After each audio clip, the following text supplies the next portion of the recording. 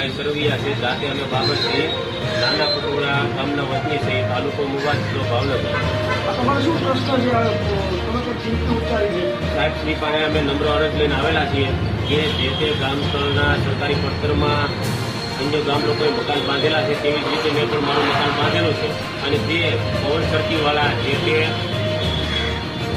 Energy કંપનીના અધિકારીઓ અને જવાબદાર માણસો તથા તેના ભાડુતી ગુંડાઓ અમારું જે મકાન છે એ ગઈ લઈને આગલી રાત્રે દેશ નાબૂદ કરી ધ્વસ્ત કરી દીધેલ છે અને અમને અમારા આશરા વિહોણા કરી દીધેલ છે.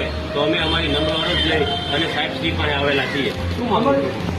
અમારી માંગણી એટલી જ છે કે અમને યા તો અમારું મકાન પરત બનાવી આપવામાં આવે, યા તો અમને સાચો ખરો ન્યાય આપવામાં આવે, નહીતર અમને 15 દિવસની અંદર આનો કોઈ પણ નિકાલ આપવામાં આવે, નહીતર અમને ઈચ્છા મૃત્યુથી મરી જવાની મંજૂરી આપે.